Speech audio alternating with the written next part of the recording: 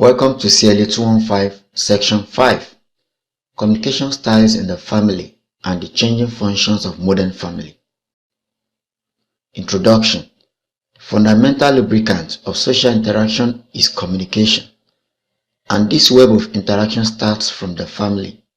Hence, this study session will expose us to the communication styles in the family and how such communication styles determine the nature of interaction and functions of the members of the family. Learning outcome. When you have studied this session, you should be able to 1. Identify and explain the different communication styles that may manifest in different family settings. 2. Explain how modernity is changing the functions of the family. Communication styles in the family. Family is the child's first and most basic social group. It creates well-integrated members of society by inculcating the social culture and norms into children. The basic function of socialization is performed mostly through communication. Communication in the family has attracted the attention of scholars and continues to do so. As a result, many explanations and structures have been propounded about communication styles in the family. These are discussed below. Kaplo's 2 against 1 theory. Kaplo, 1968, contends that the family is a basic triad, a group of 3 communicating people, in this case, father, mother, and the child. According to him, in this triad, there is always a teaming up of 2 people against 1. As soon as the child is born, family communication moves from dyadic, that is husband-wife, to triadic, where the husband and wife may team up against the child, or the child and one parent against the other parent. The teaming up is often transient and may develop along certain issues. For instance, when issues of sport are discussed, the father and child may be on a side while the mother is alone on the other. When the attention is shifted to doing school homework, it may be the father on one side and the child and mother on the other. Family communication serves to introduce the child to the traditions, values, and chief characteristics of the larger societies, cultures, and communities to which the family belongs. Trenholm and Jensen's 4 network types. According to Trenholm and Jensen 1996, there are 4 main styles of communication among families. These are the chain, the Y, the wheel, and the all-channel networks. These networks are illustrated and explained below. The chain network presents a pattern of communication where family members relay messages to one another via a series of other family members. It is typically used when members see each other occasionally, but are rarely all together at once. Messages are, however, more vulnerable to distortion and manipulations as they pass along the chain of communication. The Y network is a centralized communication network where one member serves as a gatekeeper, allowing some but not all messages to be exchanged among members.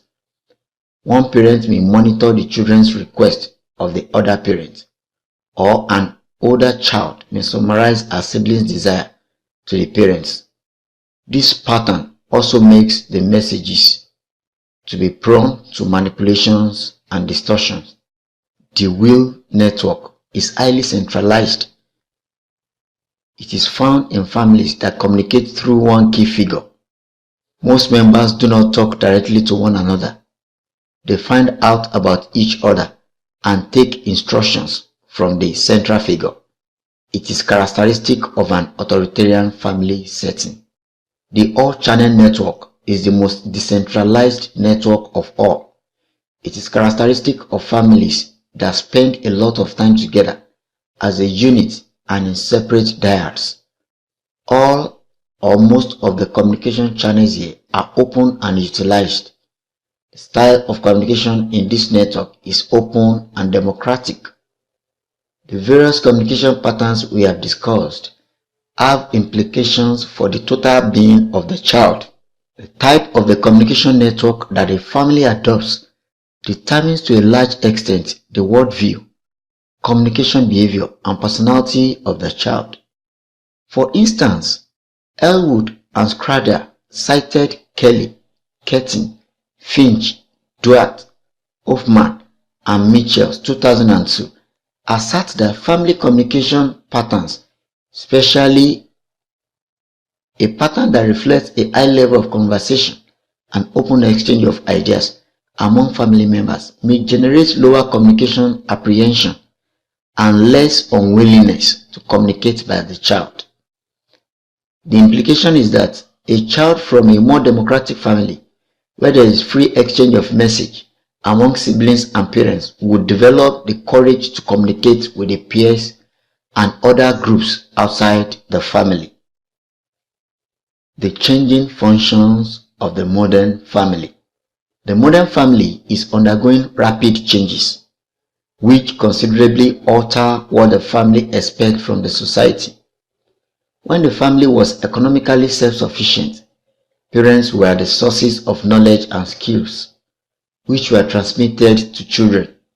In the modern dependent family, parents share the authority with numerous specialists, such as the school teacher and the mass media. Family relations have moved from authority to companionship, and some are moving towards colleague relationship. In the authority-centered family, one or both parents dominated the decision-making.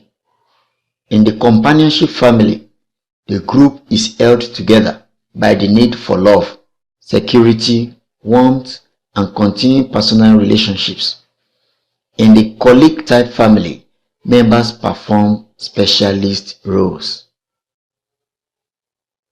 Study session summary. Our focus in this study session has been on different communication patterns that exist in the family. As the child's first and most fundamental social group, the type of communication pattern that exists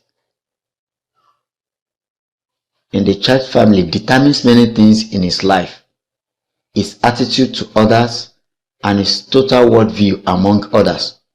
In our attempt to discuss the communication styles in the family, we used two basic models, Kaplo's 2 against 1 theory and Trelham and Jensen's 4 network types. We also discussed how the functions of the modern family are changing as a result of emerging economic and social indices. End of study session 5. Thanks for listening.